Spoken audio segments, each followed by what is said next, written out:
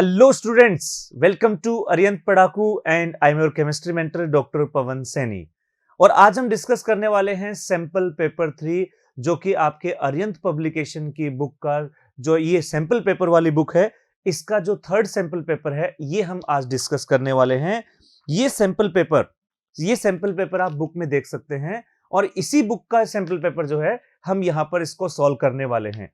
चलिए देखते हैं। ये सैंपल पेपर एग्जैक्टली वैसे ही हैं जैसे सैंपल पेपर सीबीएसई ने लॉन्च किए हैं। तो चलिए उसी को हम कंटिन्यू करते हैं और इसमें सैंपल पेपर 3 स्टार्ट करते हैं।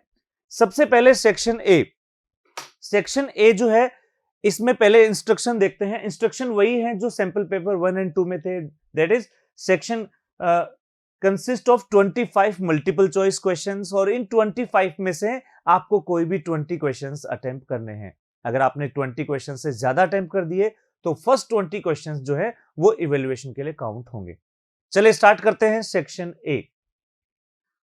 ए क्वेश्चन फर्स्ट। ये पी ब्लॉक का क्वेश्चन है और इस क्वेश्चन में कहा गया है the formation of which of the following fluoride of xenon is impossible. Xenon जैसे इनर्ट गैसेज है, इनर्ट गैस वैसे तो बहुत कम कंपाउंड बनाते हैं लेकिन जीनोन बनाते हैं। लेकिन जीनोन के आउटर मोस्ट में 8 इलेक्ट्रॉन होंगे। दैट मीन्स ये जब भी बॉन्ड बनाएगा तो इवन नंबर्स में बॉन्ड बनाएगा, यानी इवन नंबर की बॉन्डिंग होगी इसके अंदर। जैसे XeF6 6 फ्लोरीन आ जाएंगे इवन नंबर में, XeF4 अगेन इवन नंबर में, XeF3 ये ऑड नंबर में हो गया और XeF2 ये अगेन इवन नंबर में। तो हमारा जो आंसर होगा दैट इज ऑप्शन सी होगा, क्योंकि ऑप्शन सी में ये ऑड नंबर में है और ऑड नंबर में ये बॉन्डिंग नहीं करेगा जीनोन। ठीक है, तो आंसर हो जाएगा इसका सी। नेक्स्ट क्वेश्चन सेकंड जो है सॉलिड स्टेट का क्वेश्चन है और सेकंड क्वेश्चन में कहा गया select the incorrect statement for caesium chloride crystal.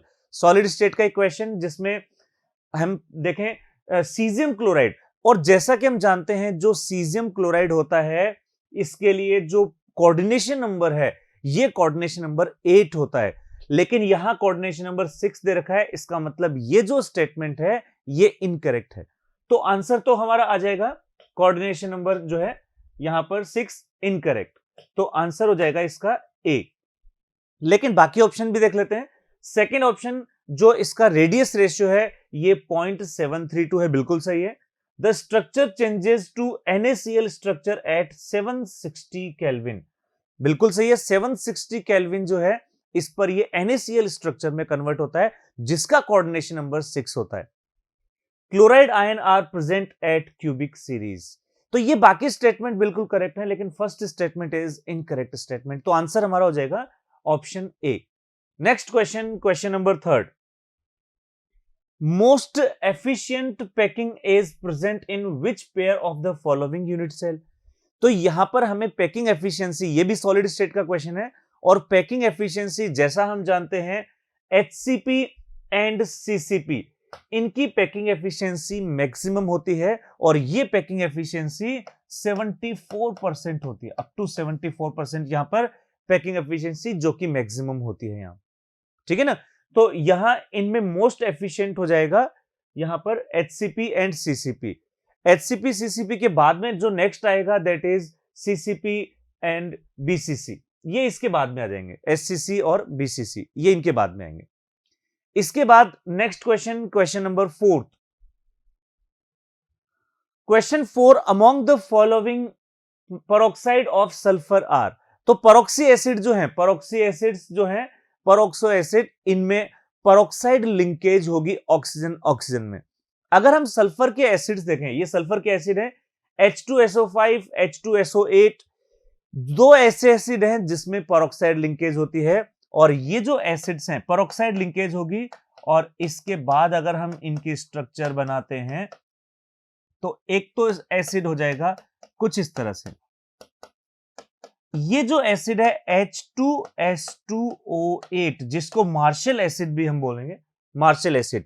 इसके अलावा एक और एसिड होगा जिसमें पेरोक्साइड लिंकेज होगी और वो होगा H2 H2O5 जिसको हम कहेंगे Caro's acid, Marshall acid and Caro's acid, these are peroxy acids of sulphur.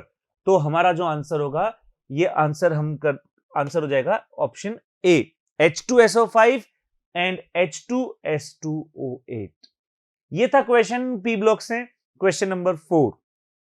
Next question 5। Question 5 है on reaction with ammonia Cu+2 gives which colour. तो ये क्वेश्चन जो है अगेन पी ब्लॉक का है, नाइट्रोजन फैमिली का क्वेश्चन है। इसमें अमोनिया की रिएक्शन हमें Cu+2 से करानी है, और कॉपर +2 जो होता है अमोनिया के साथ में एक कॉम्प्लेक्स फॉर्मेशन करता है, और ये जो कॉम्प्लेक्स फॉर्मेशन होगा कुछ इस तरह का हो जाएगा। 4 अमोनिया मॉलिक्यूल्स जो है ये एक कॉम्प्लेक्स फॉर्मेशन करेंगे। इसको हम अमोनिएटेड क्यूप्रिक आयन कह सकते हैं, और इसका जो कलर होगा ये होगा ब्लू कलर। तो यहां जो आंसर होगा that is blue colour, ammoniated cupric ion, blue colour. तो ये था question number 5। Next question number 6। Question 6, identify the electronic species. Iso electronic species जिनमें नंबर ऑफ इलेक्ट्रॉन जो है वो सेम हो। अब पहले हम ये देख लेते हैं जो ऑप्शन हमें गिवन है इसमें कौन से ऑप्शन का बेस्ट मैचिंग हम देखेंगे। तो सबसे पहले ऑप्शन ए, या एक काम करते हैं, इन जो 6 है इन्हीं के देख लेते हैं इलेक्ट्रॉन किसमें कितने हैं। तो सबसे पहले हम आयोडीन की बात करें। आयोडीन में जो इलेक्ट्रॉन्स होते हैं आयोडीन के अंदर ही होते हैं 53 आयोडीन के अंदर। तो यहां पर कितने हो जाएंगे, 53 प्लस 17 प्लस 17, 53 और 17 होंगे क्लोरीन के अंदर। तो यहां पर ये जो 34 ऐड होंगे तो ये हो जाएंगे यहां पर 87 टोटल हो जाएंगे 87। ClO2 क्लोरीन में है 17 एंड O2 इसमें हो गए 16, 17 एंड 16 दैट इज 33, ये हो जाएंगे 33, ठीक है, 33 ये हो गए, 16 प्लस 17। अब इसके बाद हम देखें नेक्स्ट BrO2 माइनस ब्रोमीन में कितने होते हैं 35, ऑक्सीजन में कितने हो गए 16 प्लस 1 एक नेगेटिव चार्ज। तो यहां से अगर हम देखें ये टोटल हो जाएंगे 53, यहां पर हो गए 53, ठीक है। इसके बाद नेक्स्ट अगर हम देखें नेक्स्ट यहां पर 52, ये हो जाएंगे 52। इसके बाद BrF2 minus bromine, again bromine में होते हैं 35। इसके बाद 2 फ्लोरीन है अपने पास, तो फ्लोरीन के हो गए 19, फ्लोरीन के हो गए 18 और -1 इसलिए क्योंकि पॉजिटिव चार्ज है। तो यहां से अगर हम इनका टोटल करेंगे तो ये आ जाएगा 52, टोटल आ गया 52।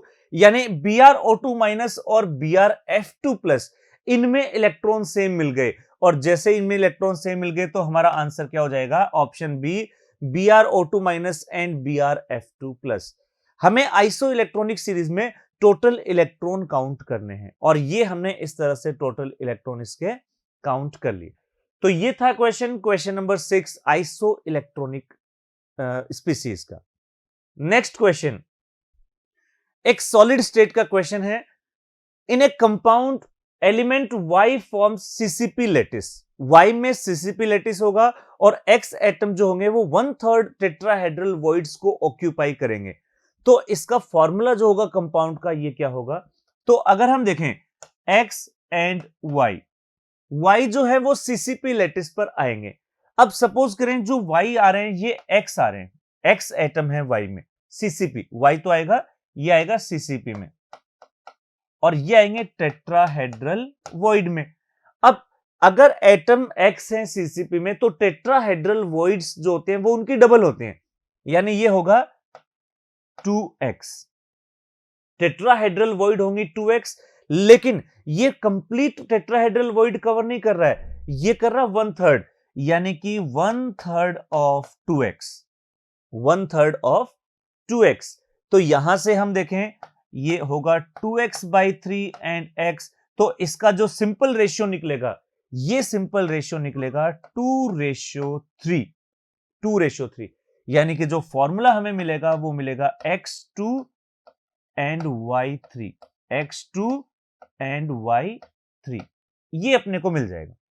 ठीक है, तो y जो है सीसीपी में, जिसमें x अगर एटम्स हैं, तो ये टेट्राहेड्रल वॉइड में 2x होंगे। टेट्राहेड्रल वॉइड जो सीसीपी पॉइंट्स जो होते हैं, लेटिस पॉइंट होते हैं, इनके डबल होते हैं, इनके डबल होते हैं, तो टेट्राहेड्रल वॉइड होंगे डबल, लेकिन उसका 1/3 पार्ट ऑक्यूपाई कर रहे हैं 2x/3, तो ये रेशियो हो गया 2:3, और फॉर्मूला हमें मिल जाएगा दैट इज x2y3, ये फॉर्मूला हमें मिल जाएगा। चलिए इसके बाद आते हैं, एक सेकंड, इसमें हम ऑप्शन टिक कर लेते हैं, तो आंसर हो जाएगा हमारा बी x2y3। ये था question number 7। Next question number 8, and question number 8 is on reaction with water fluorine gives. तो वाटर और फ्लोरीन की रिएक्शन हम देखते हैं किस तरह से होती है। तो जब F2 रिएक्ट करता है H2O से, वाटर से जब रिएक्ट करता है फ्लोरीन, तो यहां पर रिएक्शन दो तरह से होती है। अगर हम 2F2 यूज करें और 2H2O यूज करें, तो ऐसे में हमें मिलेंगे 4HF plus O2, 4HF plus O2, इसका फॉर्मेशन होगा कब, जब हम 2F2 यूज कर रहे हैं। लेकिन अगर फ्लोरीन, ये रिएक्शन जो है कुछ इस तरह से भी होती है, ये रिएक्शन कुछ इस तरह से भी होगी, यहां पर ये रिएक्शन होगी और इसमें यहां पर अपने को मिलेंगे 6HF एंड ओजोन, यहां हमें मिलेगा ओजोन। तो ये जो रिएक्शन है फ्लोरीन की वाटर के साथ, ये दो तरीके से होती है, इसमें O2 भी मिलता है और O3 ओजोन भी मिलता है, लेकिन साथ में HF मिलेगा ही मिलेगा, यानी इसमें HF, O2 एंड O3, इन तीनों के मिलने की पॉसिबिलिटी होंगी, क्योंकि F2 की रिएक्शन दो तरह से हो रही है, H2O, 2H2O एंड 3H2O से। ठीक है, तो हमारा जो आंसर होगा, आंसर हो जाएगा D, HF, O2 and O3। ये था question number 8। Next question number 9। Question number 9 is least basic ट्राइहेलाइड of nitrogen. Nitrogen जो होता है इसके पास लोन पेयर होता है, और नाइट्रोजन के पास अगर हम देखें, जैसे यहां पर ट्राइहेलाइड्स की बात करें, 3 हेलोजेंस होंगे और नाइट्रोजन के पास लोन पेयर। इस लोन पेयर के डोनेशन टेंडेंसी की वजह से ये जो है बेसिक होंगे, बेसिक बिहेवियर शो करेंगे। अब हमें इस बेसिक बिहेवियर को एडजेसेंट एटम के इफेक्ट से शो करना है। तो यहां हम देखें, जो हेलोजेंस हैं इनका लगेगा, इसमें इलेक्ट्रोनेगेटिविटी वाला रोल आ जाएगा।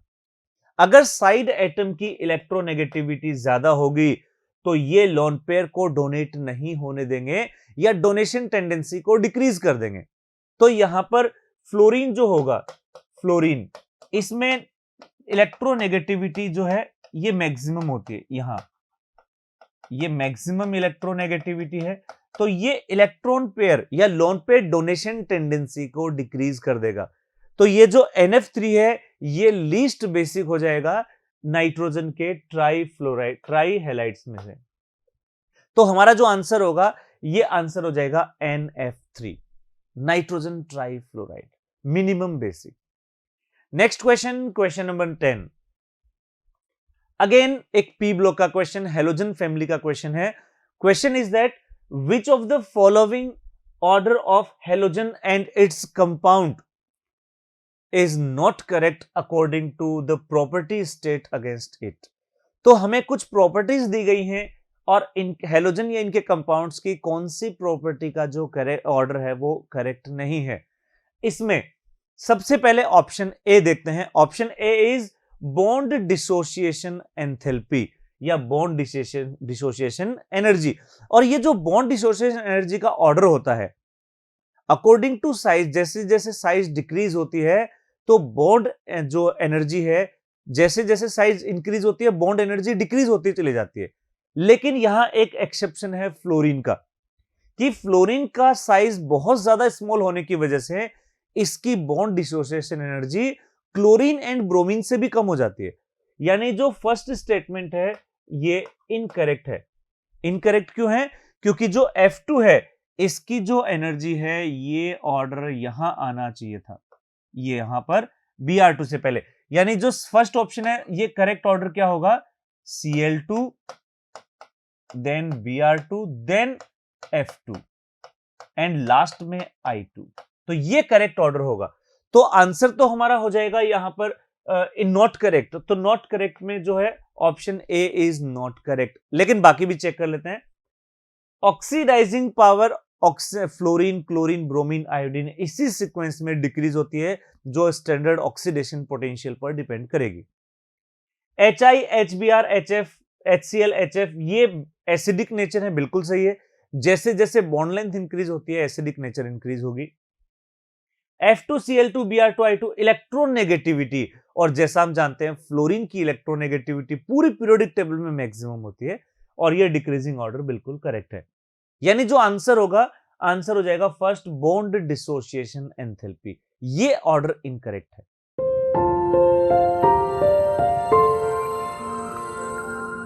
नेक्स्ट कुछ क्वेश्चंस अब ऑर्गेनिक के लेते हैं और इसमें question number 11, which of the following compound is more easily hydrolysed bye KOH। हमें कुछ एल्काइल हैलाइड्स गिवन है और इनमें हाइड्रोलाइसिस कराना है, और हाइड्रोलाइसिस में हम देखें Cl सब में क्लोरो एल्केन दे रखे हैं, जिसका कार्बोकेटाइन मैक्सिमम स्टेबल होगा वही हेलो एल्केन मोर रिएक्टिव होगा। तो अगर हम फर्स्ट ऑप्शन ए का अगर हम कार्बोकेटाइन देखें, ए का कार्बोकेटाइन अगर हम बनाते हैं तो ये कार्बोकेटाइन हमें कुछ इस तरह से मिलेगा। यहां पॉजिटिव चार्ज आ गया ए का, ये 2 डिग्री कार्बोकेटाइन है। अगर हम बी का कार्बोकेटाइन बनाते हैं तो बी का जो कार्बोकेटाइन बनेगा ये 1 डिग्री बनेगा, और अगर हम सी का कार्बोकेटाइन बनाते हैं 1 डिग्री, और ऑप्शन डी, ये हमने इन सब के कार्बोकेटाइन बना लिए हैं। जिसका कार्बोकेटाइन मैक्सिमम स्टेबल होगा वही एल्काइल हैलाइड मैक्सिमम रिएक्टिव भी होगा। तो यहां हम देखें 2 डिग्री कार्बोकेटाइन जो है ये 5 अल्फा हाइड्रोजन की वजह से मैक्सिमम स्टेबल होगा, यानी ऑप्शन ए जो होगा ये मैक्सिमम रिएक्टिव होगा हाइड्रोलाइसिस रिएक्शन के लिए, रिएक्शन विद एक्वस KOH। तो ये आंसर हो जाएगा हमारा ऑप्शन ए। ये था question number 11। Next question 12। Question 12, which one undergoes SN2 substitution reaction faster। SN2 reaction हो चाहे SN1 रिएक्शन हो, दोनों में अगर एल्केन ग्रुप सेम है, हेलोजन डिफरेंट है, तो रिएक्टिविटी ऑर्डर जो होता है ये reactivity order always RI, RBr, RCl and RF, ये रिएक्टिविटी ऑर्डर होता है। अगर एल्काइल ग्रुप सेम है, हेलोजन डिफरेंट है, ये reactivity order SN1 and SN2 दोनों का सेम है, दोनों के लिए रिएक्टिविटी ऑर्डर यही मिलेगा। इसका मतलब यहां पर हम देखें कि जो आयोडो एल्केन है ये मैक्सिमम रिएक्टिव होंगे SN2 के लिए, आयोडो एल्केन। तो आंसर हो जाएगा हमारा ऑप्शन ए। ये था question number 12। Next question 13। Question 13 is, although chlorine is an electron withdrawing group, chlorine overall electron withdrawing group है क्योंकि इसका -I इसके +M यानी रेजोनेंस पे डोमिनेट करता है, yet it is ortho and para directing in electrophilic aromatic substitution. तो यहां पर अगर हम देखें, जैसे मान लो ये हमने बेंजीन बना दिया है और बेंजीन पर हमने लगाया हेलोजन, इस हेलोजन का -I भी होगा और +M भी होगा, यानी इंडक्टिव इफेक्ट एंड मेसोमेरिक। अब इंडक्टिव इफेक्ट की वजह से तो ये हो जाएगा ओवरऑल डीएक्टिवेटिंग ग्रुप, लेकिन ये जो मेसोमेरिक इफेक्ट है ये ओनली ऑर्थो पैरा पर ही लगेगा। तो इस +M की वजह से या रेजोनेंस इफेक्ट की वजह से जो न्यूक्लियोफाइल, जो इलेक्ट्रोफाइल अटैक करेगा वो ऑर्थो पैरा पर करेगा। तो इसका जो रीजन होता है दैट इज रेजोनेंस, या ये हम कह सकते हैं +M effect of halogen, +M effect of chlorine. तो ये आंसर हो जाएगा हमारा रेजोनेंस। हाइपर कॉन्जुगेशन तो ये इफेक्ट ही शो नहीं करता, +I इफेक्ट हेलोजन शो नहीं करते हैं, और इलेक्ट्रोमेरिक इफेक्ट जो होता है ये डबल बॉन्ड पर चेक करते हैं। तो इसका हमें इसका ऑर्थो पैरा डायरेक्टिंग नेचर से कोई रिलेशन नहीं होता इलेक्ट्रोमेरिक इफेक्ट, तो रेजोनेंस की वजह से ये ऑर्थो पैरा डायरेक्टिंग हो जाएंगे। Next question 14th question, the structure of 1 bromo 2 methyl prop 1 इन। इसकी हमें स्ट्रक्चर बतानी है, कुछ स्ट्रक्चर गिवन है। अब इसके अंदर अगर हम देखें ऑप्शन ए की बात करते हैं, अगर डबल बॉन्ड दे रखा हो, 3 कार्बन की चेन हो, हम डबल बॉन्ड को प्रायोरिटी देंगे नंबरिंग में, तो ये हो जाएगा 1 2 3, 1 ब्रोमो 2 मिथाइल प्रोप 1 इन। ये फर्स्ट स्ट्रक्चर जो है ये करेक्ट स्ट्रक्चर होगी, क्योंकि बाकी जो स्ट्रक्चर है जैसे ऑप्शन बी है, ऑप्शन बी की अगर हम नेमिंग करें तो ऑप्शन बी की तो नेमिंग जब डबल बॉन्ड से हम करेंगे तो ये तो 3 ब्रोमो 2 मिथाइल प्रोप 1 इन आएगा, ये भी इनकरेक्ट है। और यहां पर हम देखें तो कार्बन चेन 4 कार्बन की बनेगी, ये तो ब्यूटीन हो जाएगा। और ऑप्शन अगर डी की बात करते हैं, ऑप्शन डी जो होगा ये हो जाएगा 2 ब्रोमोप्रोपीन या 2 ब्रोमोप्रोप 1 इन, इसमें मिथाइल मिसिंग है, तो आंसर हो जाएगा हमारा option A. Option A is 1 bromo 2 methyl prop 1 इन। तो ये था question number 14। Next question number 15। Question number 15 में एक रिएक्शन गिवन है जिसमें अल्कोहल की रिएक्शन HCl एंड ZnCl2 से करा रखी है और प्रोडक्ट जो है RCl एंड H2O बन रहे हैं। अगर हम इस रिएक्शन को रिकॉल करें तो HCl एंड ZnCl2 इस कॉम्बिनेशन को हम कहेंगे ल्यूकास रिएजेंट। और ल्यूकास रिएजेंट में जो रिएक्टिविटी ऑर्डर होता है ये 3 डिग्री 2 डिग्री 1 डिग्री अल्कोहल होगा। 3 डिग्री 2 डिग्री 1 डिग्री अल्कोहल, क्योंकि रिएक्शन SN1 होती है कार्बोकेटाइन के थ्रू, और 3 डिग्री जो कार्बोकेटाइन होगा, 3 डिग्री कार्बोकेटाइन जो होगा ये मैक्सिमम स्टेबल होगा, कार्बोकेटाइन मैक्सिमम स्टेबल। और जिसका कार्बोकेटाइन मोर स्टेबल हो वो SN1 रिएक्शन उतनी ही फास्ट हो जाएगी। तो यहां ऑर्डर हो जाएगा 3 डिग्री 2 डिग्री 1 डिग्री, और रीजन क्या है, मोर स्टेबल कार्बोकेटाइन इन 3 डिग्री अल्कोहल। तो ये था क्वेश्चन ल्यूकास रिएजेंट अल्कोहल की reaction, question number 15। Now question 16, again एक ऑर्गेनिक का क्वेश्चन है। The conversion of alkyl halides into alcohol is which type of reaction.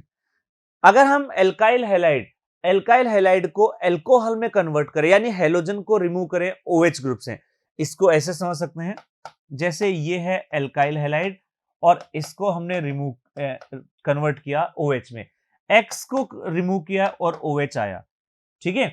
यानी X जो है X माइनस, ये भी न्यूक्लियोफाइल, OH माइनस ये भी न्यूक्लियोफाइल, एक न्यूक्लियोफाइल जाएगा एक न्यूक्लियोफाइल आएगा, ठीक है ना। रिप्लेसमेंट हो रहा है न्यूक्लियोफाइल का, यानी सब्स्टिट्यूशन हो रहा है, तो रिएक्शन हो जाएगी सब्स्टिट्यूशन रिएक्शन। और ये भी कौन सी, nucleophilic substitution reaction, NSR, nucleophilic substitution reaction.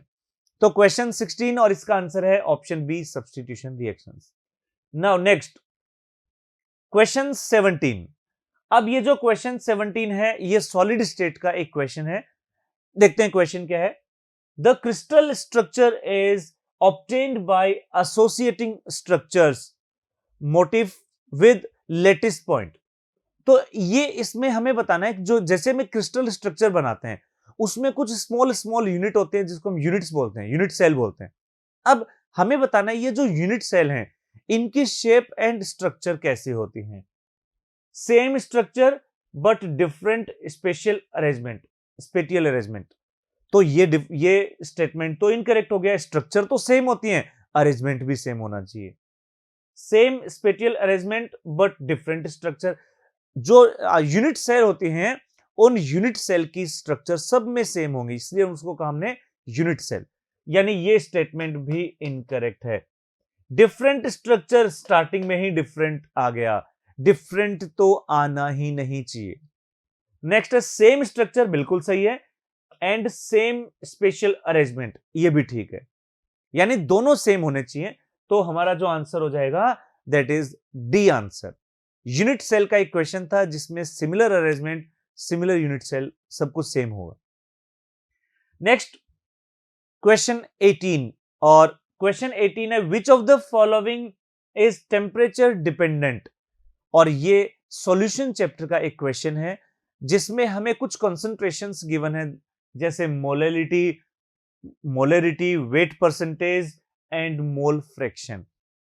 इनमें से जो भी यूनिट वॉल्यूम पर डिपेंड करे, क्योंकि वॉल्यूम जो होता है वो टेम्परेचर डिपेंडेंट होता है, जैसे जैसे टेम्परेचर इंक्रीज करते हैं वॉल्यूम इंक्रीज होता है।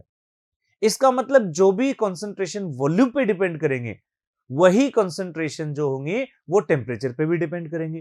फर्स्ट ऑप्शन है मोलेलिटी, और मोलेलिटी जो होती है, मोलेलिटी ये तो मोल जो कि वेट टेम्परेचर डिपेंडेंट नहीं होता अपॉन वेट ऑफ सॉल्वेंट, यानी ये तो वेट पे डिपेंड कर रहा है, और वेट जो है वो टेम्परेचर पे डिपेंड नहीं करता, तो मोलेलिटी जो है ये तो टेम्परेचर डिपेंडेंट नहीं है।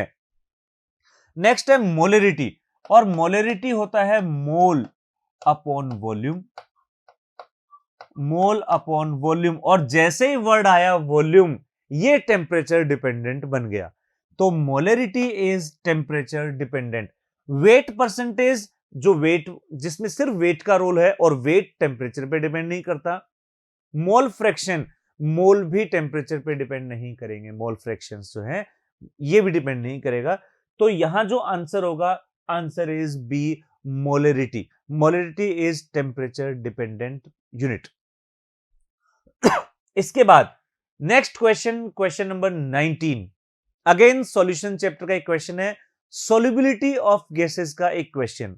देखिए क्या है, the value of Henry's law constant for helium, hydrogen and oxygen.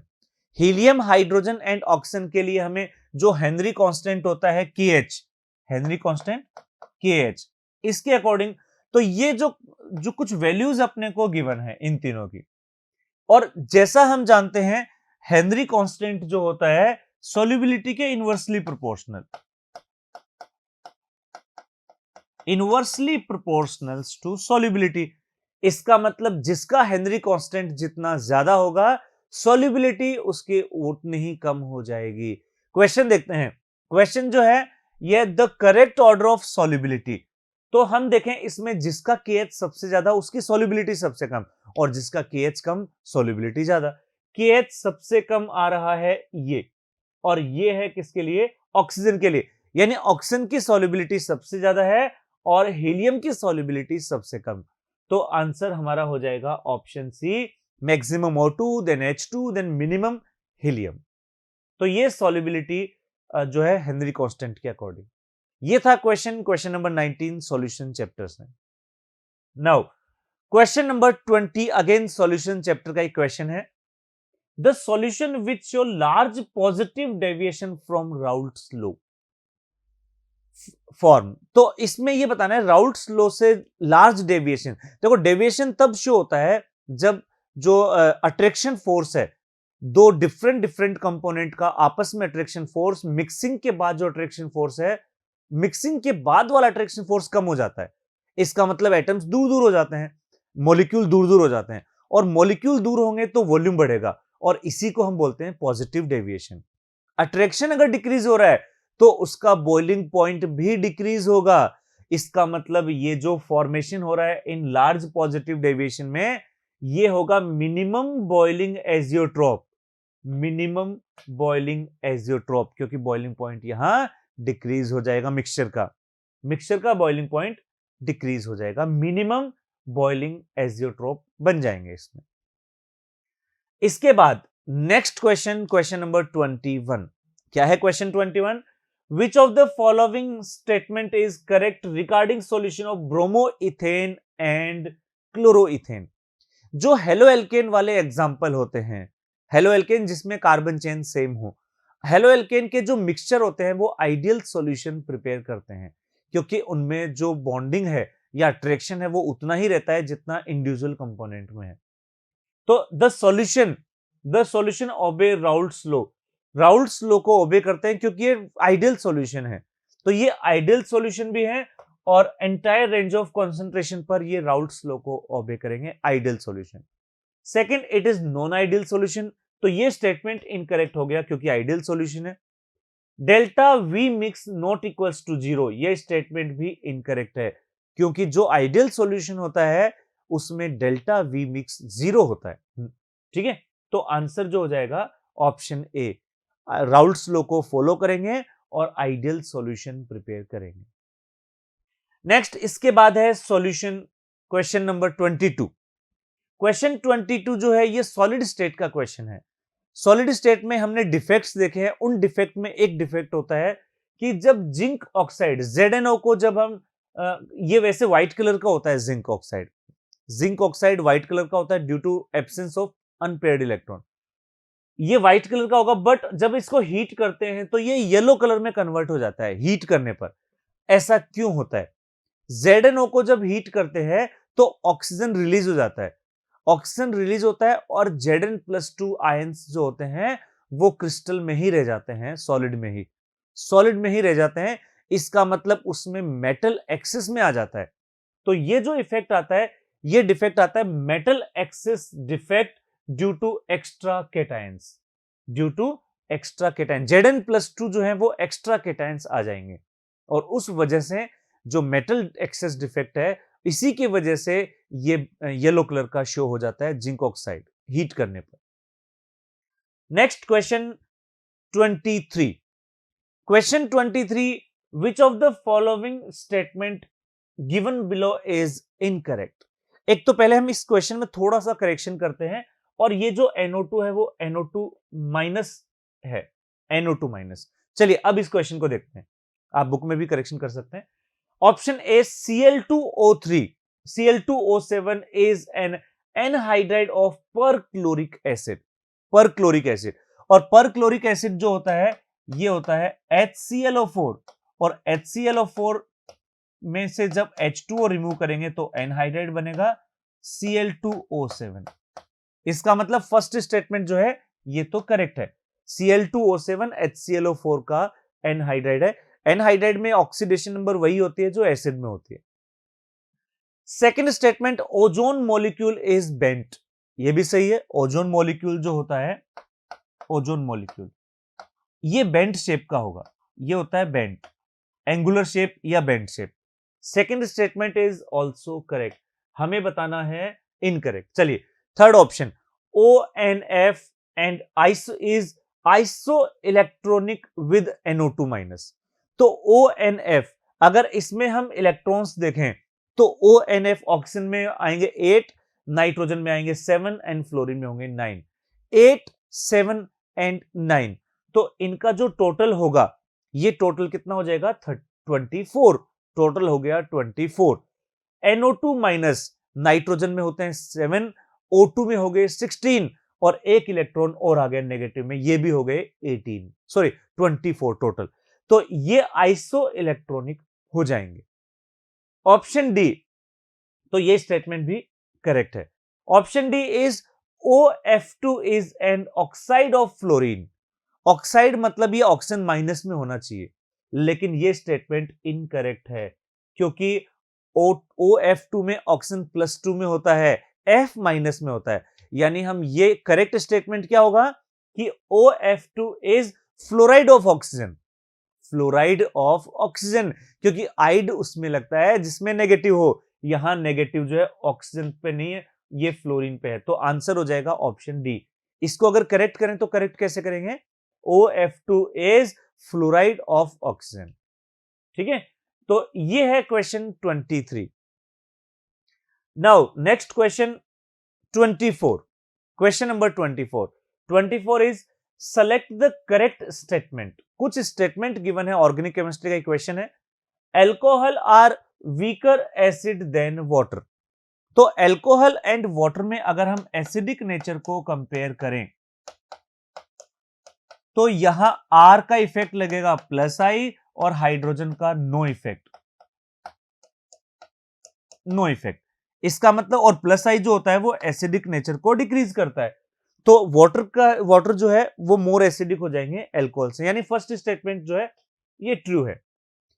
Water is better proton donor than alcohol, बिल्कुल सही है। जो मोर एसिडिक होगा वो मोर इजीली प्रोटोन डोनेट करेगा, यानी second statement is also correct. Third statement, sodium ethoxide is a stronger base than sodium hydroxide. Ethoxide, ethoxide होगा C2H5O- और हाइड्रोक्साइड होगा OH-। यहां इसका प्लस आई लगेगा इथाइल ग्रुप का, और प्लस आई जो होता है ये बेसिक नेचर को इंक्रीज करता है।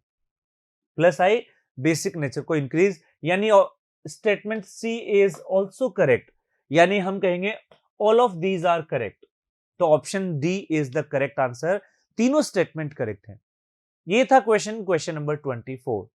चलिए अब देखते हैं नेक्स्ट सेक्शन ए का last question number 25। 25, select the base which is not common between DNA and RNA। DNA RNA में नाइट्रोजन बेस जो होते हैं वो 3 नाइट्रोजन बेस तो कॉमन होते हैं, एक नाइट्रोजन बेस डिफरेंट होता है। तो यहां पर एडेनिन कॉमन होता है दोनों में, एडेनिन, साइटोसिन, गुआनिन, ये तीनों डीएनए आरएनए में कॉमन होते हैं। लेकिन जो डिफरेंस आता है ये आता है यूरेसिल एंड थायामीन का। यूरेसिल एंड थायामीन ये दोनों डिफरेंट होते हैं, ठीक है ना। डीएनए में थायामीन होता है और वही आरएनए में यूरेसिल, ये डिफरेंट आएगा। तो आंसर हो जाएगा हमारा ऑप्शन डी। तो ये था सेक्शन ए जिसके 25 क्वेश्चंस हमने डिस्कस किए। चलिए अब डिस्कस करते हैं section B.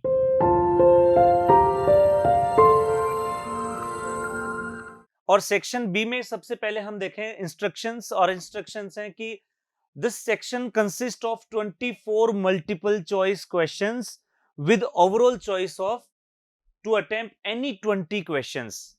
In the case more than desirable number of questions are attempted, only first 20 will be considered for evaluation. चलिए एक एक करके हम इनको स्टडी करते हैं, डिस्कस करते हैं। सबसे पहले सेक्शन बी का first question, that is overall question number 26। Question 26, identify the type of crystal system of the following. इसमें हमें कुछ क्रिस्टल्स हमें फाइंड आउट करने हैं, जैसे KNO3, अगर ए है KNO3 तो ए का कौन सा होगा, calcium carbonate, calcium sulphate and copper sulphate dot 5H2O। तो ये जो इनके क्रिस्टल्स हैं ये हमें डायरेक्टली ही लर्न करने हैं। कॉपर सल्फेट डॉट 5H2O, इसका जो क्रिस्टल होता है ये होता है ट्राइक्लिनिक। इसका क्रिस्टल जो होगा दैट इज ट्राइक्लिनिक। तो ट्राइक्लिनिक हो जाएगा कॉपर सल्फेट का। इसके अलावा कैल्शियम सल्फेट ये होता है tetragonal, calcium carbonate trigonal and potassium nitrite KNO3 इसका होगा ऑर्थोरोम्बिक। तो यहां पर जो करेक्ट मैचिंग होगी ये आ जाएगा option C, question 26। Section B का फर्स्ट क्वेश्चन था ये, इसमें हमें मैच करना था। नेक्स्ट क्वेश्चन 27, ये क्वेश्चन सॉल्यूशन चैप्टर का है, और सॉल्यूशन के चैप्टर में जो हम देखते हैं वेपर प्रेशर, वहां से ये क्वेश्चन है। For a binary ideal liquid solution, यहां आइडियल सॉल्यूशन की बात चल रही है, ideal liquid solution, the total pressure of the solution is given as. तो यहां पर हमें टोटल प्रेशर बताना है। टोटल प्रेशर जो बाइनरी की बात करते हैं, तो बाइनरी जैसे अगर कंपोनेंट है ए एंड बी, तो दोनों का एडिशन होगा टोटल प्रेशर में, यानी PA प्लस PB इसका टोटल। लेकिन यहां पर हमें सॉल्यूशन जो है, सॉल्यूशन के बाद जो पार्शियल प्रेशर है उनको ऐड करना है, यानी PA प्लस PB। तो यहां पर अगर हम इनका टोटल करते हैं, डेराइव करते हैं, इसको पूरे डेरिवेशन से सॉल्व करते हैं, तो जो हमारा आंसर आता है P टोटल, ये आता है PB note plus PA note minus PB note into XA। XA यहां पर क्या है, मोल फ्रैक्शन ऑफ A, और ये PB और PA नोट जो है ये इनिशियल पार्शियल प्रेशर है component A and component B के। तो ये राउल्ट्स लॉ से ये आ जाएगा total partial pressure, total pressure of solution in ideal solution. ये था question number 27। Next question again एक एनालॉजी का क्वेश्चन है, सॉल्यूशन चैप्टर से। ये कॉलिगेटिव प्रॉपर्टी में जो हम फोर्थ कॉलिगेटिव प्रॉपर्टी देखते हैं दैट इज ऑस्मोटिक प्रेशर, यहां से ये क्वेश्चन लिया गया है। Reverse osmosis is a process Reverse osmosis is a process which applied pressure to the solution side is then the osmotic pressure.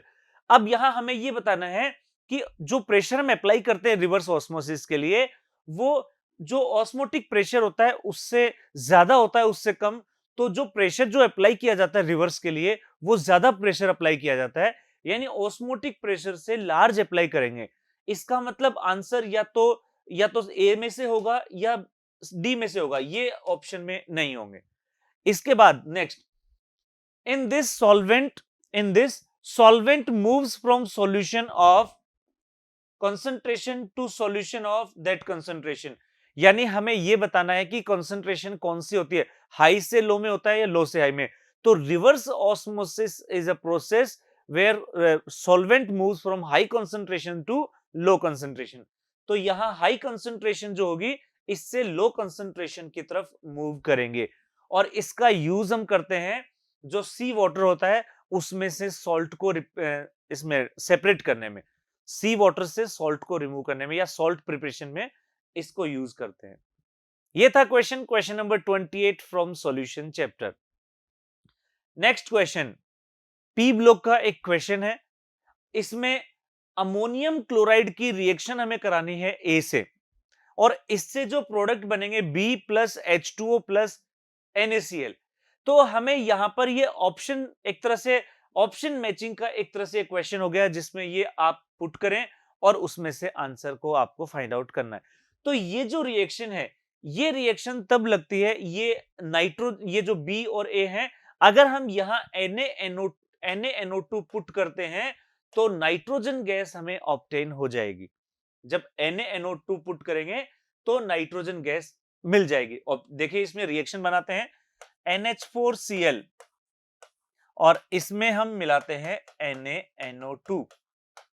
तो इसमें जो A बनेगा that is nitrogen gas, B जो होगा 2H2O एंड NaCl।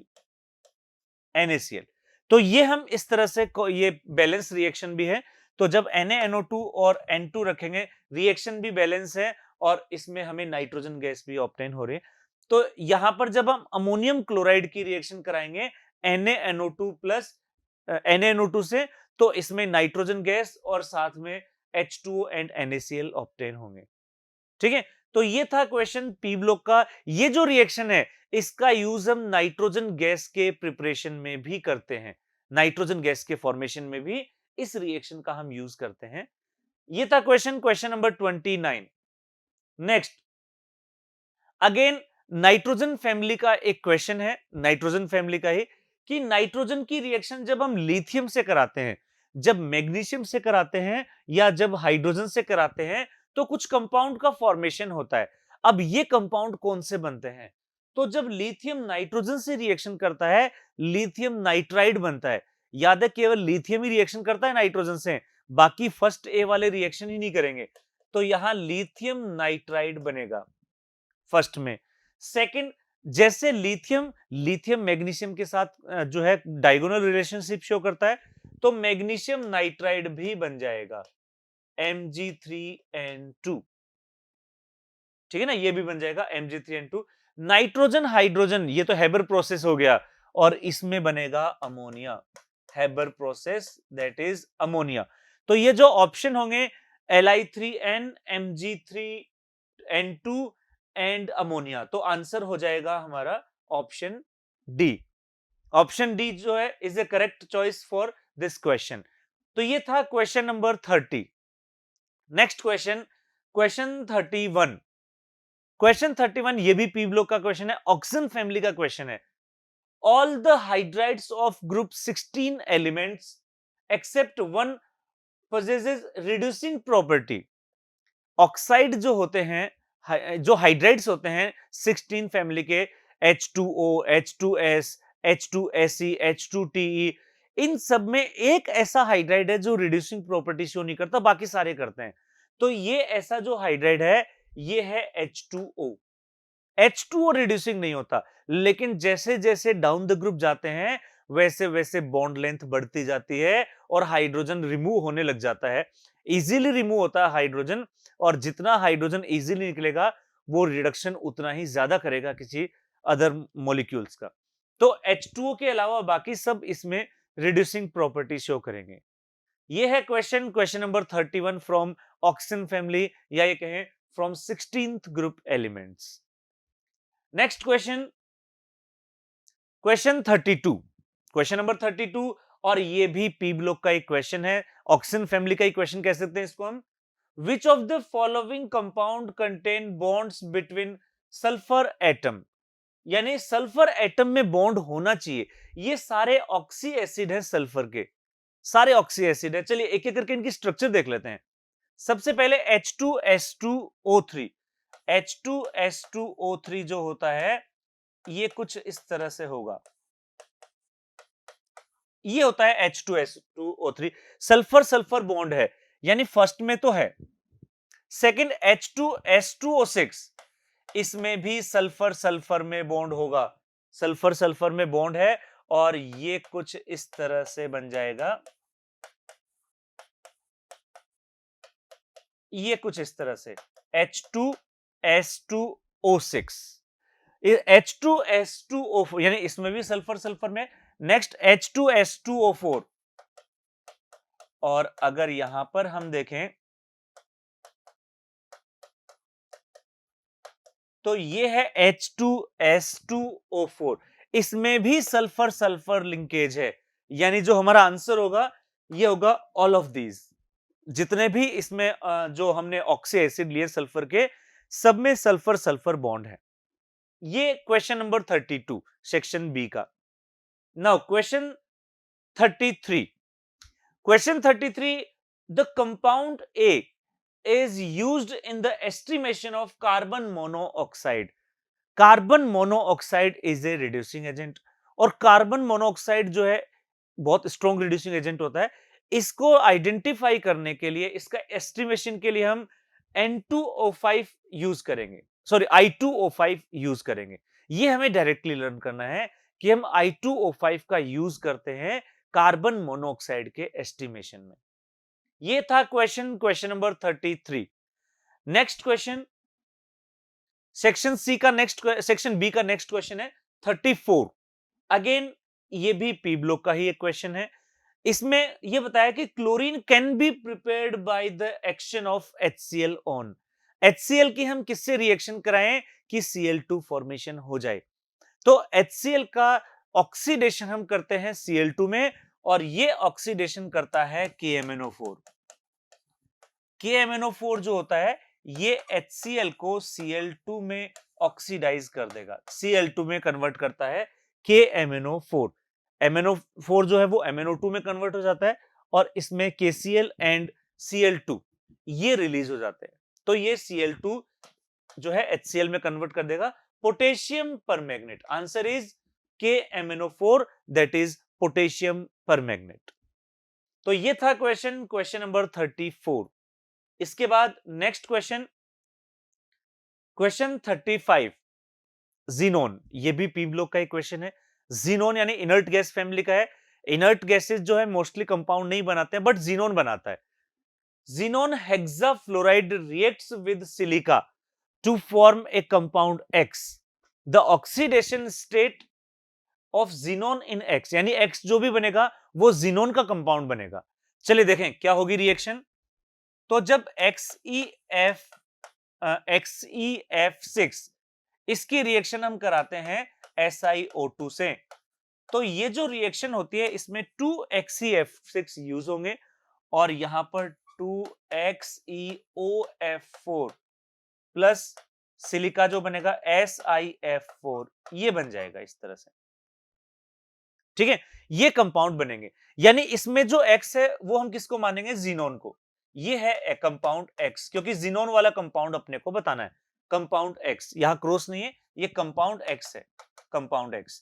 अब इसमें अगर xenon की ऑक्सीडेशन स्टेट देखें तो यहां ऑक्सीडेशन स्टेट मिलेगी +6, +2 तो ऑक्सीजन की तरफ से और +4 फ्लोरीन की साइड से, तो टोटल +6। यहां जीनोन के ऑक्सीडेशन स्टेट जो कंपाउंड X है +6 इसमें मिल जाएगी। ये था क्वेश्चन जीनोन हेक्साफ्लोराइड की रिएक्शन का, question number 35। Next question 36, which of the following statement is incorrect about oxygen? Oxygen के लिए इनकरेक्ट स्टेटमेंट हमें बताना है. First is oxygen is odourless and colourless and odourless gas. Absolutely correct. Oxygen atom has 3 stable isotope. 3 isotope होते हैं, 16, 17 and 18. ये भी correct है. Oxygen is diamagnetic due to presence of even number of electrons. Even number of electron तक तो ठीक था, लेकिन ये डायमैग्नेटिक नहीं होता. ये तो पैरामैग्नेटिक होता है, जो मॉलिक्यूलर ऑर्बिटल थ्योरी एमओटी से प्रूव भी होता है. तो यहां ये जो होगा डायमैग्नेटिक की जगह पैरामैग्नेटिक. तो ये स्टेटमेंट है वो इनकरेक्ट है. तो आंसर अपना हो जाएगा सी. एक बार डी ऑप्शन पे भी देख लिया जाए. O2 combined with metal, non-metal and other compounds. बिल्कुल ठीक है. ऑक्सीजन मेटल से भी कनेक्ट हो सकता है, ऑक्साइड बनाता है, नॉन मेटल के भी ऑक्साइड बनाता है. तो ये था question number 36. The correct answer is option C. Next question 37. एक ऑर्गेनिक का क्वेश्चन है. एल्कीन की रिएक्शन करा रखी है. इसमें हेलो एल्केन का एक क्वेश्चन है, जिसमें हेलो एल्केन के जनरल मेथड ऑफ प्रिपरेशन है. HI ऐड करना है हमें डबल बॉन्ड पर. मार्कोनिकोफ रूल से एडिशन होगा, और मार्कोनिकोफ रूल के अकॉर्डिंग यहां पर आयोडीन जो होगा ये तो मिडिल में ऐड होगा हाइड्रोजन कॉर्नर पर, मेजर प्रोडक्ट फॉर्मेशन के लिए. यानी यहां पर मेजर प्रोडक्ट तो बनेगा मिडिल में आयोडीन, और कॉर्नर वाला आयोडीन जो है 1 आयोडोप्रोपेन, ये माइनर प्रोडक्ट होगा अकॉर्डिंग टू मार्कोनिकोफ रूल. तो according to Markovnikov rule B is the correct option, जिसमें 1 iodopropane is minor and 2 iodopropane that is major product. Electrophilic addition reaction का ये एग्जांपल है. क्वेश्चन 37. 38 अगेन हेलो एल्केन का एक question है. Which of the following statement is correct for alkyl halide? Alkyl halide के लिए हमें true statement बताना है. First statement, alkyl halide are formed by the replacement of hydrogen atom in hydrocarbon by halogen atom. बिल्कुल सही है. Alkene, alkene में अगर हम ये हाइड्रोजन जो है ये हेलोजन से रिप्लेस कर दे तो ये एल्काइल हैलाइड बन जाएगा. First statement is true. Second statement, alkyl halide has no polar bond, ये इनकरेक्ट है. It is not correct. RX यहां पोलैरिटी होती है प्लस माइनस, तो ये तो पोलर बॉन्ड है. Haloalkane halogen is attached to sp2 hybrid, नहीं, ये तो sp3 हाइब्रिडाइज्ड कार्बन से अटैच्ड होता है. हेलो एल्केन में sp3 कार्बन से अटैच होता है हेलोजन, यानी ये स्टेटमेंट भी इनकरेक्ट है. तो जो करेक्ट ऑप्शन है वो है A. Correct answer is A. First option is correct, जिसमें हमने कहा कि hydrogen atom is replaced by halogen atom. Next question 39. Question 39, alcohol that will give most stable carbocation during dehydration. Alcohol का जब हम डिहाइड्रेशन कराते हैं तो ये इवन एलिमिनेशन का एग्जांपल है, और इसमें कार्बोकेटाइन एक इंटरमीडिएट बनता है. और कार्बोकेटाइन अगर हम देखें तो कार्बोकेटाइन जो सबसे ज्यादा स्टेबल होता है वो 3 डिग्री होता है. ये कार्बोकेटाइन 3 डिग्री, और ये कार्बोकेटाइन हमें मिलेगा ऑप्शन सी से 2 मिथाइल प्रोपेन 2 ऑल. तो अगर ये कार्बोकेटाइन हम बनाना है तो ये 2 मिथाइल प्रोपेन 2 ऑल. अगर हम ये अल्कोहल देखते हैं तो इसमें से जब OH रिमूव होगा तो ये 3 डिग्री कार्बोकेटाइन बनेगा, और 3 डिग्री कार्बोकेटाइन मैक्सिमम स्टेबल होगा. ब्यूटेन 1 ऑल से 1 डिग्री बनेगा, 2 मिथाइल प्रोपेन 1 ऑल से 1 डिग्री बनेगा, और ब्यूटेन 2 ऑल से अगेन 2 डिग्री बनेगा. तो यहां हमें 3 डिग्री सिर्फ ऑप्शन सी से मिलेगा. तो आंसर हो जाएगा option C, most stable carbocation. Next question 40. Question 40 is question of biomolecule. The structure of protein which refer to the shape in which a long polypeptide chain can exist. तो long polypeptide chain अगर exist कर रही है और वो shape में आ रही है, लॉन्ग पॉलीपेप्टाइड चेन तो लीनियर भी हो सकती है, लेकिन अगर शेप में लाना है तो शेप में लाने के लिए इसकी कॉइलिंग होना स्टार्ट हो जाती है, और इसी को हम नाम दे देते हैं दैट इज सेकेंडरी स्ट्रक्चर. तो सेकेंडरी प्रोटीन स्ट्रक्चर जो है ये शेप में आना स्टार्ट हो जाती है ड्यू टू कॉइलिंग, और ये कॉइलिंग हाइड्रोजन बॉन्डिंग की वजह से इसमें होने लग जाएगी। तो हमारा जो आंसर होगा that is secondary structure. Question 40 answer is secondary structure. Next question 41, और क्वेश्चन 41 सॉलिड स्टेट का एक क्वेश्चन है। क्या है क्वेश्चन में? Copper crystallised with face centred cubic unit cell, face centred FCC unit cell in the radius of copper atom is 127.8 picometer, 127.8 picometer, then density of copper metal is। तो यहां पर हमें क्या करना है, कॉपर मेटल की density आपको find out करनी है। चलिए देखते हैं इसके अंदर। तो इसके अंदर हमें जो दे रखे हैं, हमें इसमें दे रखा है कॉपर का वेट इसका एटॉमिक मास दे रखा है, और यहां पर रेडियस दे रखी है। अगर हम डेंसिटी का फॉर्मूला देखें तो डेंसिटी का जो फॉर्मूला होता है Z M upon a cube into N A. ये फॉर्मूला हम पुट करते हैं। यहां हमें z जो दे रखा है, z जो होगा यहां पर, ये जो स्ट्रक्चर है फेस सेंटर्ड, इसमें z की वैल्यू आएगी 4, z होगा 4।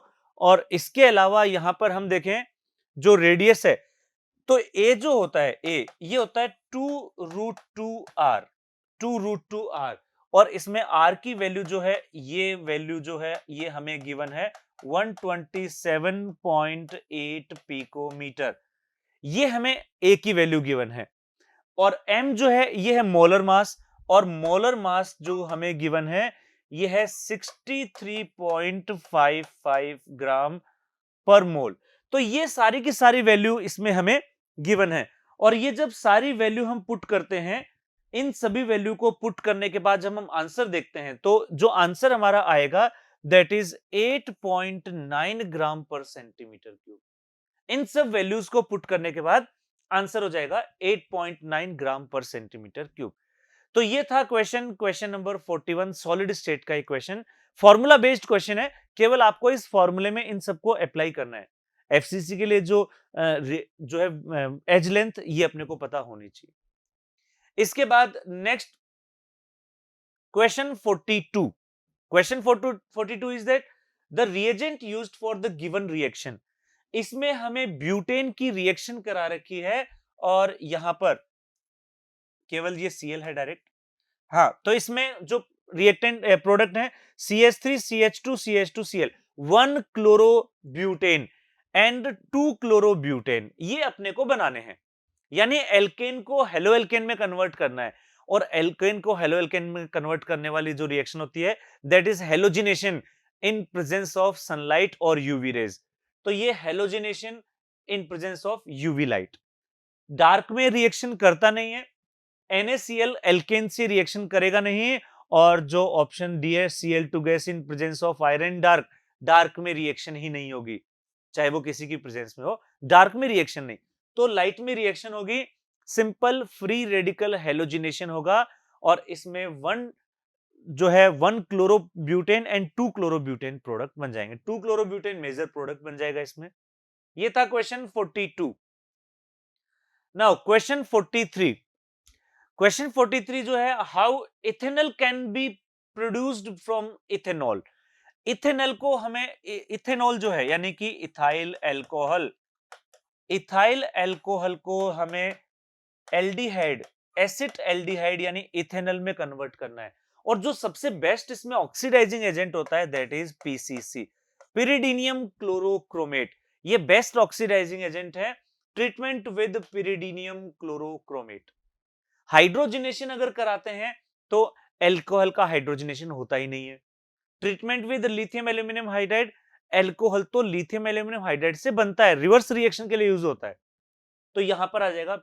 अब KMnO4 से कराते हैं तो ये जो इथेनॉल है वो इथेनोइक एसिड में कन्वर्ट हो सकता था, लेकिन हमें केवल एल्डिहाइड में कन्वर्ट करना है, तो आंसर हो जाएगा पीसीसी, पिरिडीनियम क्लोरोक्रोमेट।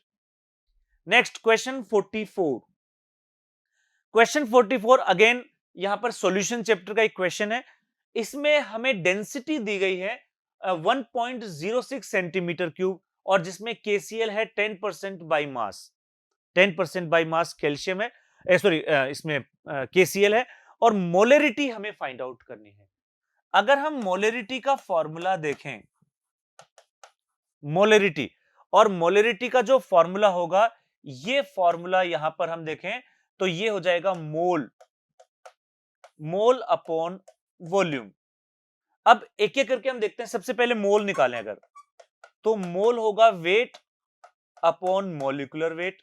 वेट यहां पर हमें गिवन है 10, और मॉलिक्यूलर वेट ये 10 है, तो हम 100 में परसेंटेज बेस देखें तो 10 हो जाएगा। और मॉलिक्यूलर वेट होगा पोटेशियम, जिसका होता है 39 प्लस क्लोरीन 35.5। तो ये हो जाएगा, यहां से आ जाएंगे मोल्स। वॉल्यूम, अगर हम वॉल्यूम देखें तो वॉल्यूम जो होता है, डेंसिटी का एक फॉर्मूला होता है, density equals to mass upon volume. तो वॉल्यूम का फॉर्मूला क्या होगा? वो वॉल्यूम का फॉर्मूला क्या हो जाएगा? Mass upon density. Mass upon density, mass हमें गिवन है यहां पर 100 परसेंटेज बाई वेट परसेंटेज में दे रखा है, तो हमने उसका 100 ले लिया सॉल्यूशन का मास, अपॉन डेंसिटी जो है सॉल्यूशन की, दैट इज 1.06। तो यहां से जो वॉल्यूम आएगा वो सेंटीमीटर क्यूब में आएगा, या ये कहें एमएल में आएगा, एमएल में। और एमएल को हमें लीटर में कन्वर्ट करना है, तो 10⁻³ से इसको मल्टीप्लाई कर देंगे 10⁻³ से। और जब ये सारी वैल्यू हमें पुट करनी है इस इक्वेशन में, तो जब हम ये वैल्यू इसमें पुट करेंगे तो हमारा जो आंसर होगा ये आ जाएगा मोलरिटी में। तो ये जब सब वैल्यू यहां पर पुट कर देंगे तो जो आंसर आएगा दैट इज 1.42। हमारा आंसर हो जाएगा यहां पर 1.42 मोलर पर मोलरिटी, यहां जाएगा मोलरिटी। तो ये एक फॉर्मूला बेस्ड क्वेश्चन है जिसमें दो फॉर्मूले हमें यूज करने हैं। एक तो जो हमें डेंसिटी गिवन है उस डेंसिटी की हेल्प से वॉल्यूम निकालना है, और दूसरा यहां पर जो मोलरिटी का फॉर्मूला है उसमें मोल्स निकालने। मोल्स के लिए आपको 10% बाय मास KCl दे रखा है। तो इस तरह से यहां मोलरिटी आ जाएगी 1.42 एम, ये मोलरिटी। ये था क्वेश्चन नंबर 44। नेक्स्ट इसके बाद में next question, that is question 45। अब देखो 45 के जो नेक्स्ट क्वेश्चन है 45 टू 49, इसमें ये एसेशन रीजन वाले क्वेश्चन है, और इसके 4 ऑप्शंस कुछ इस तरह से हैं। अगर ऑप्शन ए है, means A and R both are true and R is correct explanation of assertion. Second है A and R both true but not correct explanation, यानी एक्सप्लेन नहीं कर रहे हैं लेकिन करेक्ट है। Option C A is true R is false, और option D A is false R is true. एक एक करके क्वेश्चन देखते हैं हम। इसमें सबसे पहला क्वेश्चन है 45, क्वेश्चन नंबर 45। एसेशन है SN1 reaction are generally carried out in polar protic solvent like water, alcohol, acetic acid etcetera. तो ये स्टेटमेंट बिल्कुल करेक्ट है। जो पोलर प्रोटिक सॉल्वेंट होते हैं ये कार्बोकेटाइन के फॉर्मेशन में हेल्प करते हैं, यानी इनको ये SN1 के लिए रिक्वायर्ड है। रीजन, इन SN1 रिएक्शन यहां पर हम दे रखा है कि ब्रोमो और diphenyl methane, bromo diphenyl methane is less reactive than bromophenyl methane ethane, इस तरह से। तो यहां जो रिएक्टिविटी ऑर्डर होगा ये इनकरेक्ट दे रखा है, क्योंकि यहां कार्बोकेटाइन मोर स्टेबल होगा। अगर हम इसका कार्बोकेटाइन देखें तो फर्स्ट का जो कार्बोकेटाइन बनेगा वो ये बनेगा, और ये दोनों तरफ से रेजोनेंस से स्टेबल होगा। ये कार्बोकेटाइन मोर स्टेबल होगा इस कार्बोकेटाइन से जो सेकंड में है, इस वाला। तो ये रिएक्टिविटी तो यहां पर इनकरेक्ट हो गई, यानी कि जो ऑप्शन ए है वो तो करेक्ट है but assertion correct is, but reason is incorrect. तो जो आंसर हो जाएगा वो आंसर हो जाएगा इसमें option C, assertion is correct but reason is false. Next, ये था question number 45। Next question 46। The boiling point of alcohol are higher than ether. Ether से ज्यादा होता है बॉइलिंग पॉइंट एल्कोहल का, और रीजन क्या होता है कि अल्कोहल में हाइड्रोजन बॉन्डिंग होती है, ईथर में हाइड्रोजन बॉन्डिंग नहीं होती। There is no hydrogen bonding in ether. बिल्कुल सही है। तो यहां पर आंसर जो हो जाएगा वो आंसर हो जाएगा A. Both assertion and reason are true. Option A. Next next question, question 47। Question 47 और क्वेश्चन 47 में अगर हम देखें, HClO4 is stronger acid than HClO3. HClO4 per chloric acid is the strongest acid of periodic table। और यहां पर क्या होता है, जितने ज्यादा ऑक्सीजन होंगे उतने ही ज्यादा एसिडिक नेचर होती चली जाती है। ये ऑक्सीडेशन स्टेट जो होती है यहां +7 और यहां +5। तो ऑक्सीडेशन स्टेट ऑक्सीजन पर डिपेंड करेगी, जितने ज्यादा ऑक्सीजन होंगे ऑक्सीडेशन स्टेट उतनी ज्यादा। Greater the number of electronegative element present in oxy acid make the acidic stronger. ये स्टेटमेंट भी बिल्कुल करेक्ट है। जितने ज्यादा ऑक्सीजन एटम में हाई इलेक्ट्रोनेगेटिव एटम होंगे उतनी ही ज्यादा एसिडिक नेचर होगी। यानी यहां भी जो करेक्ट आंसर है ये करेक्ट आंसर हो जाएगा A. Both assertion and reason are correct and reason is true correct explanation of assertion। next question number 48। question 48, assertion is alcohol are more soluble in water than phenol। alcohol are more soluble than water in phenol से ज्यादा stable ज्यादा soluble होंगे। और इसका reason क्या होगा कि alcohol में हाइड्रोजन बॉन्डिंग है, फिनोल में भी हाइड्रोजन बॉन्डिंग है, लेकिन फिनोल में जो बेंजीन रिंग है इसका हाइड्रोफोबिक इफेक्ट जो है ये इसके इफेक्ट को कम कर देगा। Phenol do not have hydrogen bonding. ये स्टेटमेंट इनकरेक्ट है। यानी आंसर तो इसका हो जाएगा सी। फिनोल में हाइड्रोजन बॉन्डिंग तो होती है लेकिन उसका जो एक्सटेंट है वो कम होता है। तो इस वजह से जो फिनोल है यहां पर वो लेस सॉल्युबल हो जाते हैं वाटर के अंदर। नेक्स्ट, इसके बाद नेक्स्ट क्वेश्चन दैट इज ये पी ब्लॉक का क्वेश्चन है, सेक्शन बी का लास्ट क्वेश्चन है ये। Xenon can form fluoride. Xenon fluoride बनाता है। जीनोन फ्लोराइड बना सकता है और इसमें रीजन जो है बिल्कुल बनाता है, जीनोन ही कंपाउंड बनाता है जो ऑक्साइड एंड फ्लोराइड बनाता है। Xenon has 5d orbital for valence shell expression in presence of electronegative element. तो इसमें जो 5d ऑर्बिटल वैकेंट रहता है उसमें ये इलेक्ट्रॉन को मूव करके और अपनी वैलेंसी को भी एक्सटेंड करते हैं और अनपेयर्ड इलेक्ट्रॉन की वजह से ये बॉन्ड बना लेते हैं। तो जीनोन फ्लोरीन के साथ बॉन्ड बनाता है, ये करेक्ट है, बट ये इसका करेक्ट एक्सप्लेनेशन नहीं है। ठीक है ना, करेक्ट एक्सप्लेनेशन इसका नहीं है। ऑप्शन दोनों स्टेटमेंट करेक्ट है, both statement are true but not correct explanation. तो आंसर हो जाएगा इसका बी। तो ये था सेक्शन बी और ये थे सेक्शन बी के question 24 questions from question number 26 to 49। इसके बाद हम डिस्कस करते हैं, चलिए सेक्शन सी।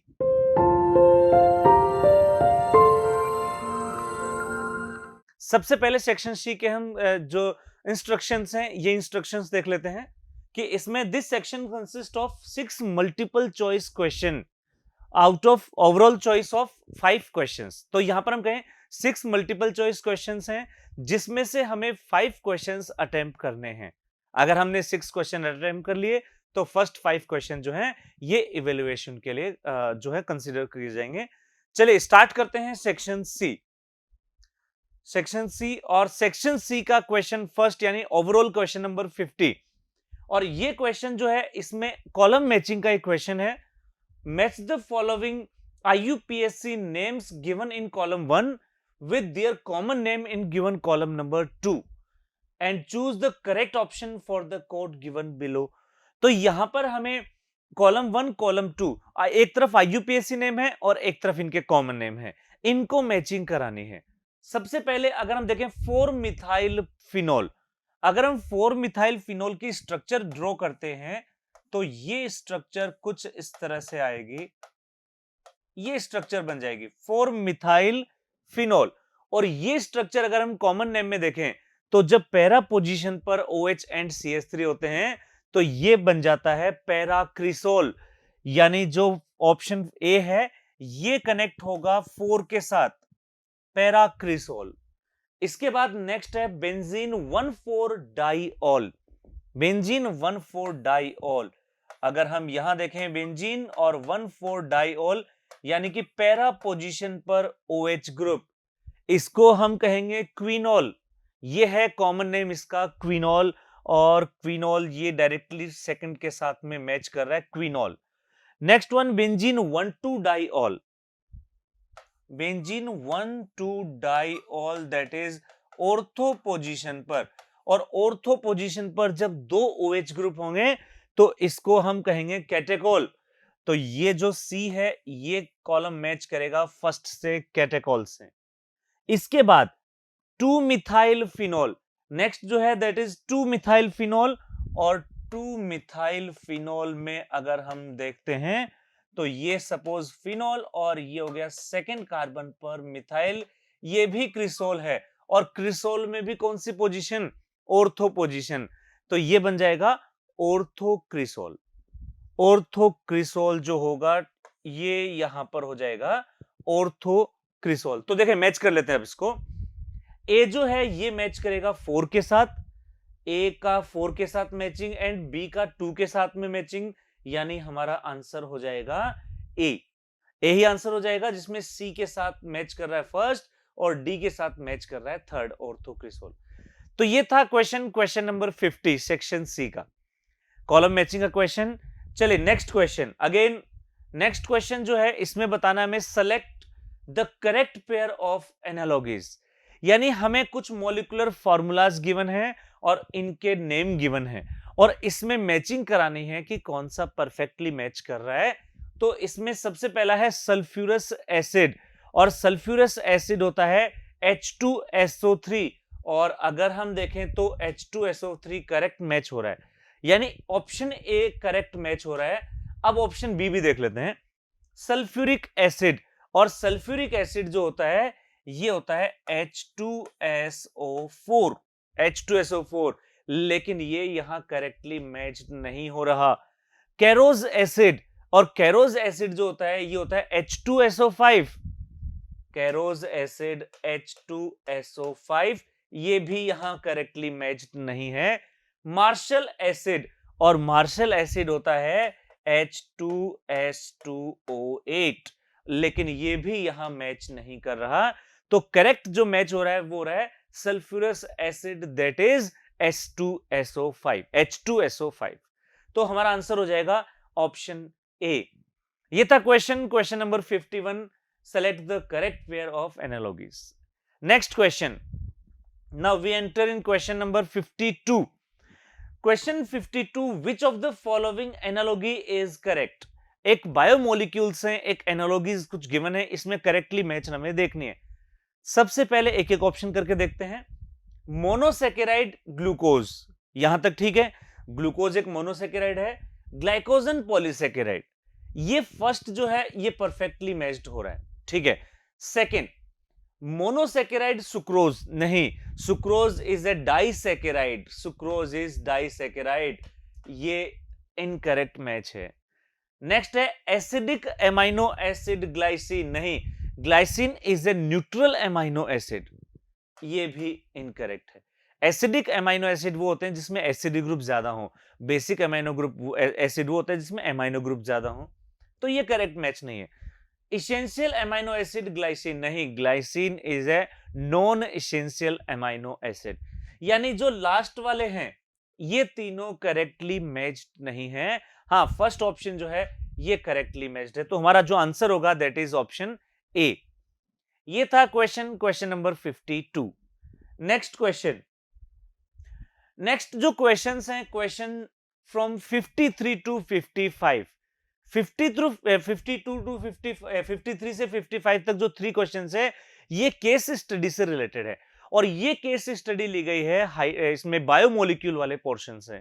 बायोमोलिक्यूल से एक केस स्टडी है, चलिए पहले केस स्टडी को देख लेते हैं। Monosaccharide are the building blocks of disaccharide such as sucrose and lactose and polysaccharides such as cellulose and starch. तो यहां पर हमने कहा है कि जो मोनोसेकेराइड हैं ये बिल्डिंग ब्लॉक्स हैं पॉलीसेकेराइड के या डाइसेकेराइड के। इसके बाद में they are carbohydrate, that cannot be hydrolyzed further, monosaccharide की बात चल रही है, and are also called simple sugar. Monosaccharide have general formula CH2ON, यानी कि कार्बोहाइड्रेट्स को हम इसी तरह से रिप्रेजेंट करते हैं, hydrates of carbon. Glucose react with hydroxyl amine to form oxime and with hydrogen cyanide to form cyanohydrin. These reactions indicates the presence of carbonyl group in glucose. Glucose get oxidized to gluconic acid with mild oxidizing agent like bromine water, suggesting that the carbonyl group is an aldehyde group, and it occupy one end of the carbon chain. यानी अगर हम oxidation कराते हैं bromine water के साथ तो ये gluconic acid बनता है, जिसमें जो एल्डिहाइड ग्रुप है ये कार्बोक्सिलिक एसिड में कन्वर्ट हो जाता है. तो ये कार्बोक्सिलिक एसिड, इसमें एल्डिहाइड की प्रेजेंस को ये इंडिकेट करता है. When oxidized using strong oxidizing agent such as concentrated nitric acid gives glucaric acid, जिसको सेकेरिक एसिड भी हम कहेंगे, ग्लूकेरिक एसिड या सेकेरिक एसिड. ये कब होता है? जब हम कॉन्सेंट्रेटेड HNO3 यूज करें. Suggesting the other and is occupied by A primary alcohol group, यानी ये एल्डिहाइड का ऑक्सीडेशन तो करेगा ही, साथ में ये प्राइमरी अल्कोहल ग्रुप का भी ऑक्सीडेशन करेगा. Glucose is oxidised to gluconic acid with ammoniacal silver nitrate, that is Tollens reagent. तो टोलन रिएजेंट जो है ये एल्डिहाइडिक ग्रुप जो है, ग्लूकोनिक एसिड जो है, ग्लूकोज इसको ग्लूकोनिक एसिड में कन्वर्ट करेगा. And alkaline copper sulphate, that is Fehling solution.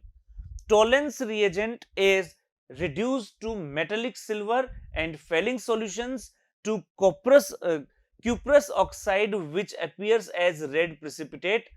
These reactions further confirm the presence of an aldehyde group. तो जो भी ये रिएक्शंस हैं जिसमें ग्लूकोज ऑक्सीडाइज हो रहा है और दूसरे जो हम रिएजेंट ले रहे हैं वो रिड्यूस हो रहे हैं, तो यहां पर ये रिड्यूसिंग प्रॉपर्टी को शो करता है, इसमें शुगर की रिड्यूसिंग प्रॉपर्टी. और ये क्यों हो रही है?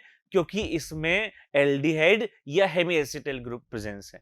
तो ये सब एल्डिहाइड ग्रुप की प्रेजेंस को रिप्रेजेंट करने के लिए ये कुछ रिएक्शंस हमें गिवन है. तो ये था केस स्टडी. अब हम इसकी क्वेश्चंस देखते हैं इस केस स्टडी से रिलेटेड.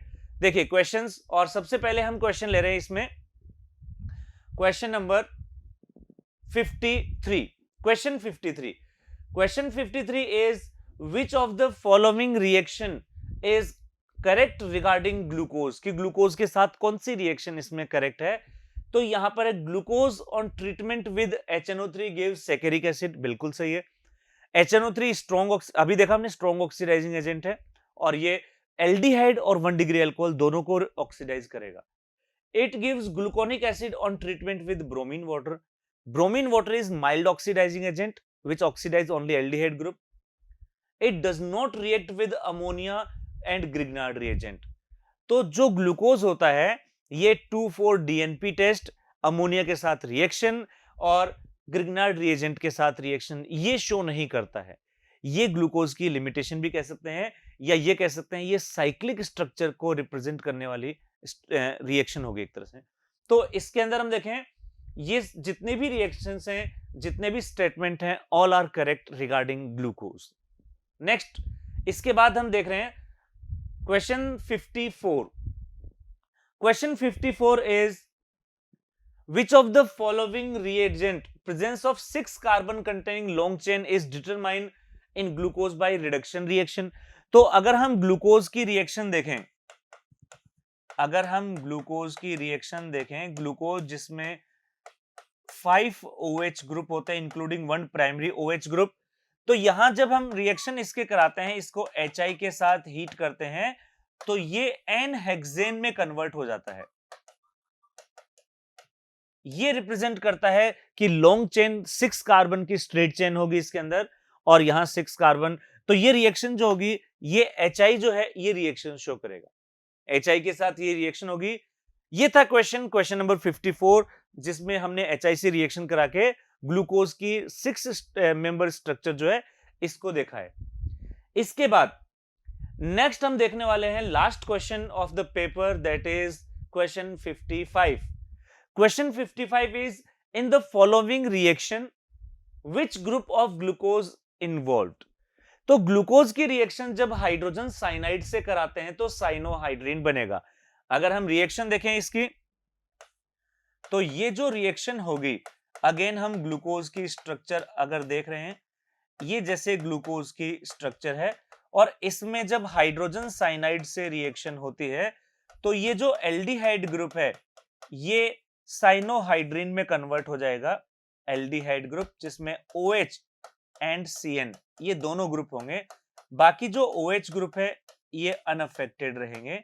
ये बन जाएगा साइनोहाइड्रीन, यानी जो कार्बन है एल्डिहाइड वाला, इस पर CN एंड OH दोनों ग्रुप होंगे. That is cyanohydrin of glucose. तो ये हो जाएगा यहां पर ऑप्शन ए. ये ग्लूकोज की रिएक्शंस को, द प्रेजेंस इज ग्लूकोज, ठीक है ना. तो इसमें ग्लूकोज के अंदर एल्डिहाइड ग्रुप की प्रेजेंस को शो करने वाली है ये रिएक्शन. तो आंसर हो जाएगा इसमें ऑप्शन ए. चलिए नेक्स्ट. तो ये थे क्वेश्चंस सैंपल पेपर 2 के.